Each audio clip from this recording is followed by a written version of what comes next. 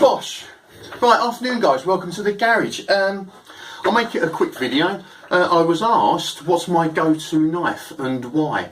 Well, I've got several knives, quite a few in fact. I've got like ornamental knives, I've got old working knives, etc. But really it depends on what I'm actually doing. If I'm going stealth camping or if I'm going out doing bushwork or stuff, then I'll have certain knives for that. If I'm hiking, I don't need a knife so much, so I'll have like a smaller one. But let's crack on then. So my go-to knife, as a rule, if I'm doing heavy work like bushcraft, shelter building and things like that, would be my Ka-Bar BK7. Now this is a fantastic, well I feel it's a fantastic knife. I have beaten the hell out of this thing. Now it's called a BK7 because it's got a 7-inch carbon steel blade. Now carbon steel you can use with a ferrocerium rod, yeah? Steel doesn't tend to work too well, but it's got like a little clipper point. You can notch up there, I can't remember what that part's called, but you can get up there to do fine work and it's absolutely razor sharp. Now that's the knife itself. The handle, I've modified it and I've done a video on that and why.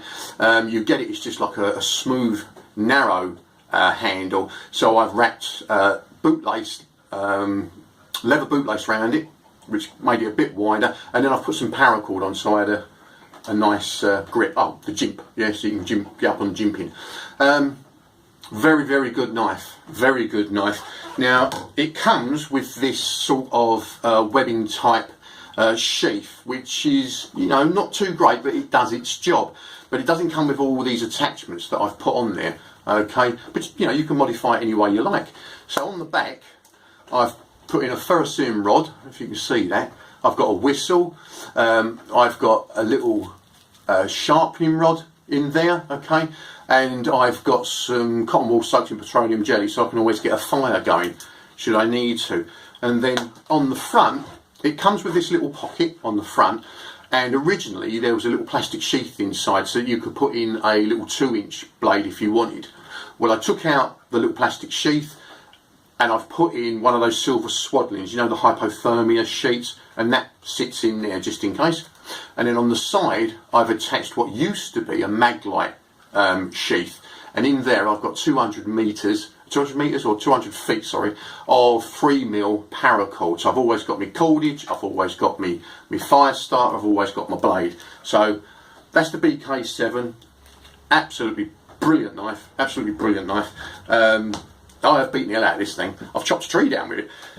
What else have we got? Now, other knives that I will use are Moras. Now, I highly recommend Moras, particularly if you're just starting off in bushcraft and things like that and you want a cheap but reliable knife. They do loads of different models. But just quickly, this is what they call the Mora Companion. It's one of the cheaper ranges that Mora do. I think this cost under £20. It has roughly a 5-inch steel blade, absolutely razor sharp, and like all Moras, you don't really have to grind the edge on a stone, just strop it on a piece of leather and it will keep its edge. Very good knife, but like I say, it's a steel blade, so you can't strike it against a ferrocerium rod too well. Very good. Going up from the Companion is what they call the Black. Now this is about the same length blade, yeah, so I'll say about 4-inch blade, but the spine is 3mm thick and it's carbon steel, so you can use the spine against the ferrocerium rod and it gives you a really good spark, and because it's so thick you can baton it if you so wish. There again, like all Moras, it's razor sharp and just needs some stropping to keep it going. The handle is non-slip, and you've got a guard, a much more pronounced guard, so you're not going to slip off. You know, I've used this when it's been really cold, icy and wet, and very good knife, very good knife. The problem with carbon steel is it is prone to pitting and rusting, so you need to keep them oiled up. With the Black, you get a ferrocerium rod already attached, and it's a very good one. And then again, all I've done is I've modified the loop and I've put some cotton wool petroleum jelly in there, so I've always got means of starting a fire. If I'm doing hiking and I need a smaller knife, then I can't remember the model name of this one, but it's against a Mora, much smaller blade, around about 3.5 inches, but it's steel. so there you can't do the ferrous searing rod. There again, razor sharp. And what I've done on the back, can you see that? I've put an old piece of belt so I can use it as a strop. So what is my go-to knife and why do I use it? Well, my go-to knife all the time is my Swiss Army knife, which is on my everyday carry. And these things are absolutely brilliant. You can get them with one blade, you can get them with loads and loads of blades. I particularly like this model, and there again I can't remember what it is.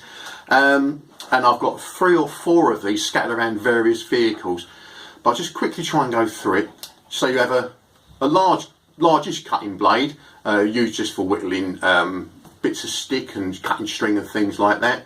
There's a smaller cutting blade which I tend to use for food prep.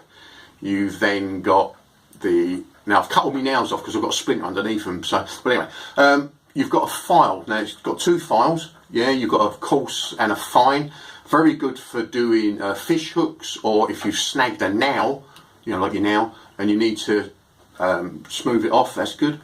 You get a really nice little pair of scissors, which I tend to use for blister management when I'm off hiking. You have a set of pliers. Now obviously they're not as robust as the Leatherman. I've got Leathermans and other multi-tools, but it's good. They are good pliers, okay.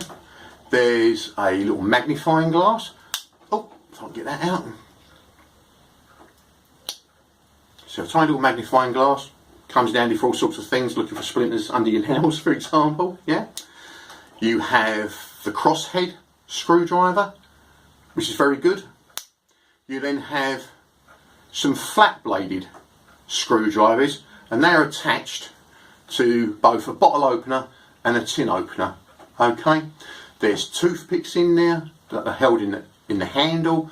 There's a small pair of tweezers for getting splinters out. What else have we got on there? Oh, now this is good. Now, like I say, they're steel blades, so steel's not very good for chucking a spark off a ferrous searing rod. But you've got 2 saws in here. Where's the other one?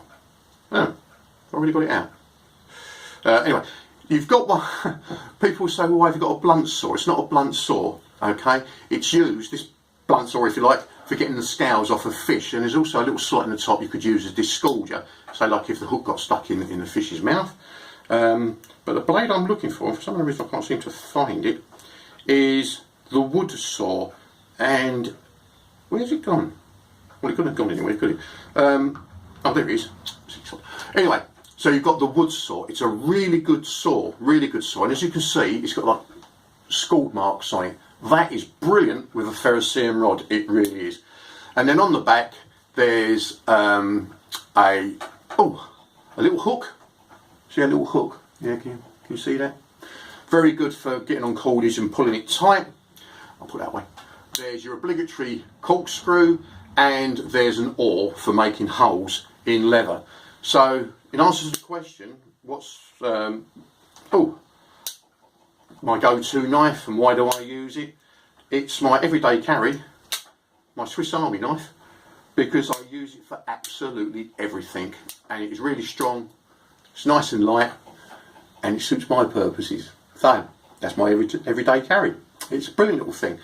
Anyway, it's just a quick one there, guys. So you be good, you be safe, and you keep smiling, and I'll catch you on the next one. Cheers, guys. Catch you later. Bye.